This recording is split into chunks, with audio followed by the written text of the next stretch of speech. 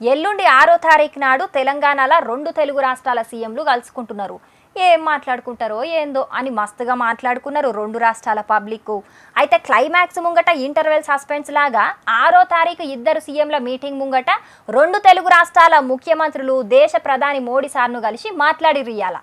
మరి అనుకోని పోయినరో అనుకోకుండానే పోయినరో మాట్లాడుకొని పోయినరో మాట్లాడుకోకుండా పోయినరో గాని ఒక్కటే నాడు ఢిల్లీ పోయినరు 2 రాష్ట్రాల తెలుగు సీఎంలు. ప్రధాని మోడీ సార్తో పాటు హోమ్ మినిస్టర్ అమిత్ షా సార్ను కలిసిండు సీఎం బాబు సారు. రాష్ట్రానికి రావాల్సిన పెండింగ్ బిల్లులను సంక్షేమ కార్యక్రమాల గురించి రాతపూర్వకంగా వినతి పత్రం ఇచ్చిండు సీఎం రేవంత్ అన్న. అర్రాసు వాడకుండా సింగరేణి బొగ్గు గనులను సింగరేణికే ఇయ్యాలని, కాజీపేట రైల్వే కోచ్ ఫ్యాక్టరీ జిల్లాలకు నవోదయ కస్తూర్బా బడులు ఇయ్యాలని అడుగుడుతో పాటు తెలంగాణలో డ్రగ్స్ లేని రాష్ట్రంగా తెలంగాణను చేసేటందుకు సాయం చెయ్యాలే, సపోర్ట్ ఇయ్యాలే అని విన్నపాల లిస్టును ప్రధాని మోడీ సార్ ముంగట పెట్టిండు తెలంగాణ సీఎం రేవంత్ అన్న. అట్లనే విభజన హామీల మీద కూడా మాట్లాడిండట.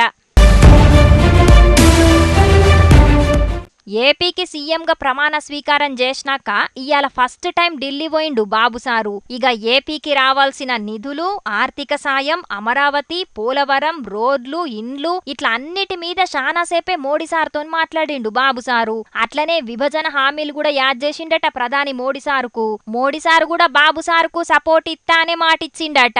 అట్లనే తెలుగుదేశం ఎంపీలను కలిసిన బాబు సారు కేంద్ర రోడ్లు రవాణా శాఖ మంత్రి నితిన్ గడ్కరీ సార్ తోటి కూడా కూసుండి ముచ్చట పెట్టిండు. గప్పట్లెక్క సెంట్రల్ సర్కార్ తోటి జౌడాలు పెట్టుకోకుండా దోస్తాన్ చేసి ఏపీని డెవలప్ చేద్దాం అనుకుంటున్నాడట బాబు సారు. అటు తెలంగాణ ఇటు ఏపీ ముఖ్యమంత్రులతోటి మాట్లాడిన మోడీ సారు కొసకు ఏం ఆలోచన చేస్తాడో ఎవలకు పనులు చేస్తాడో చూడాలే.